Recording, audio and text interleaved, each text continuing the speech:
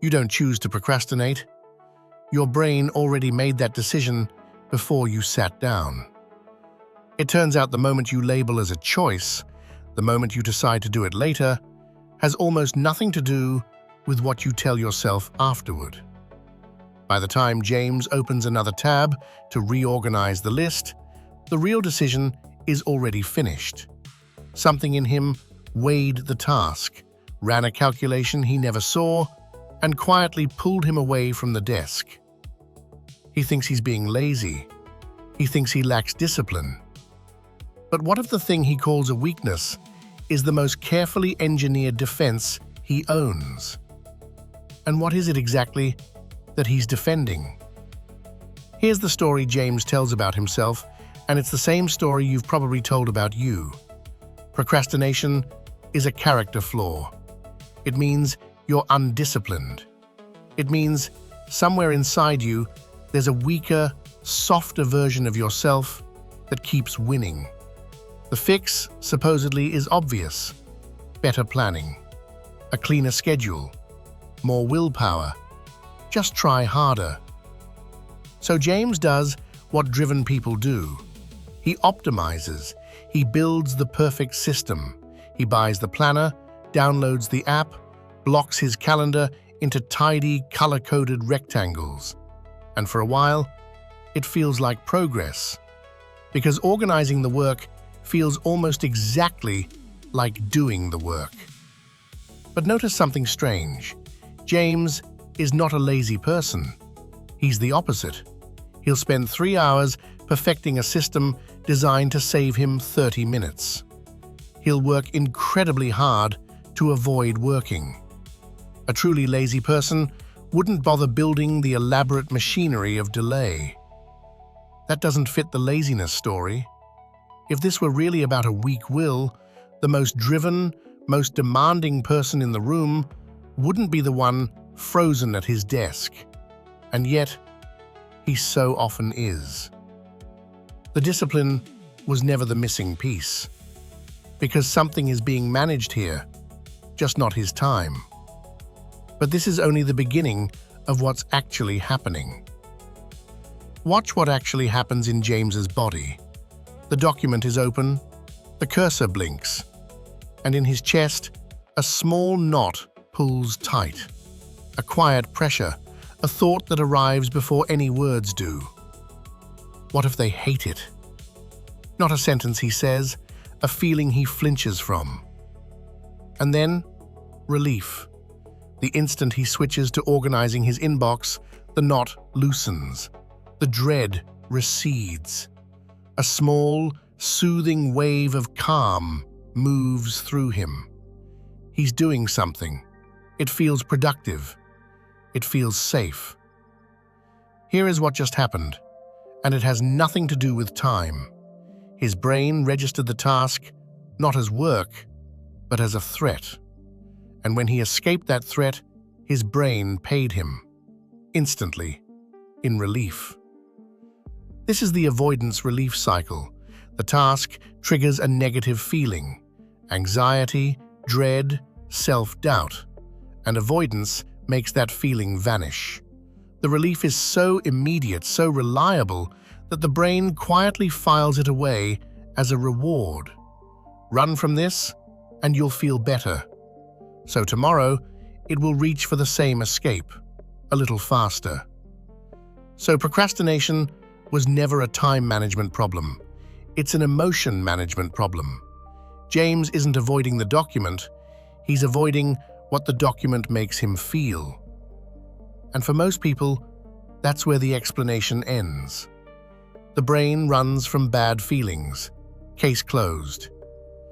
Except this is also not the full picture. Because if this were only about escaping bad feelings, James would procrastinate on everything equally. He doesn't. He puts off the things that matter most, the project he cares about, the work that, if he's honest, he's secretly built his whole sense of himself around. There's another way to avoid, of course. In the background of every story like this, there's someone like Mark, who escapes openly, into distraction, into noise, into anything brighter than the task.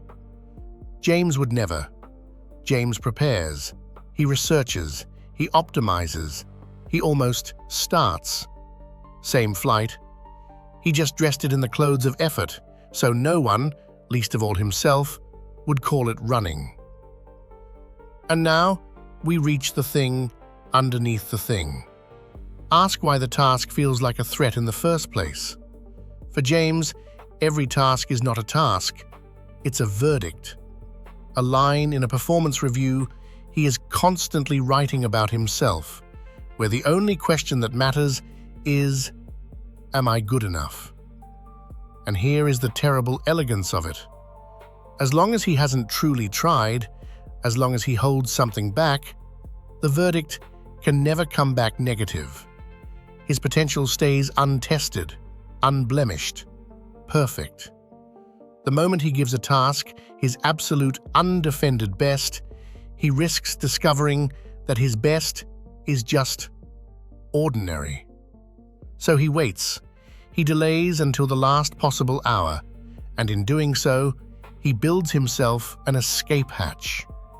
If the work falls short now, it wasn't him. It was the clock. He didn't have time. He could have done better. He just didn't get the chance to prove it. This is self-handicapping, and it's the cruelest part. The procrastination isn't the enemy of his ambition.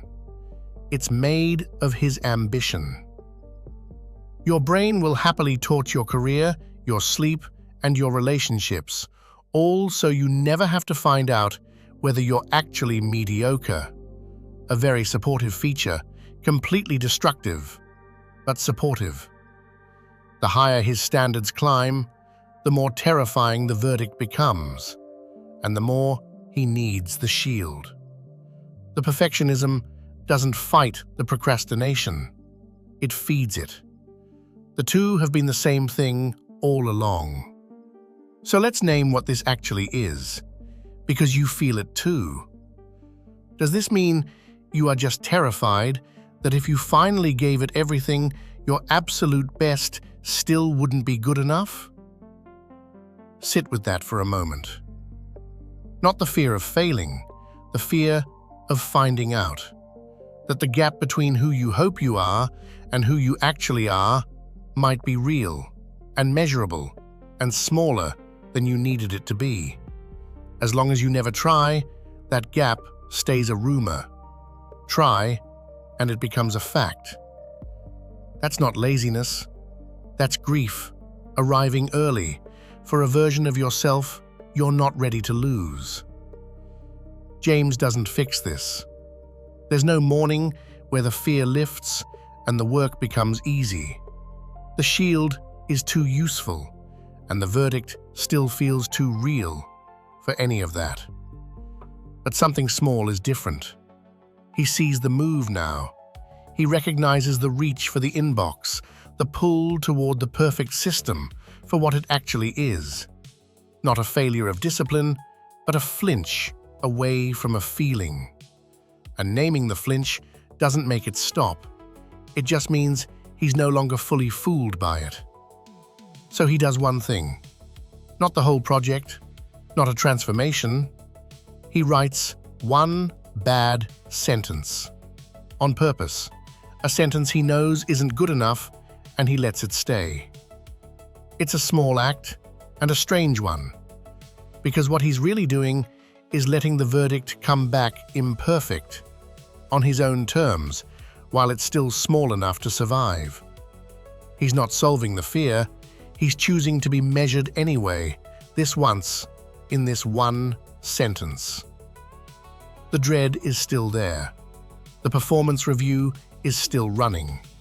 But for the first time, he's let himself be seen trying, which is the one thing the shield was built to prevent.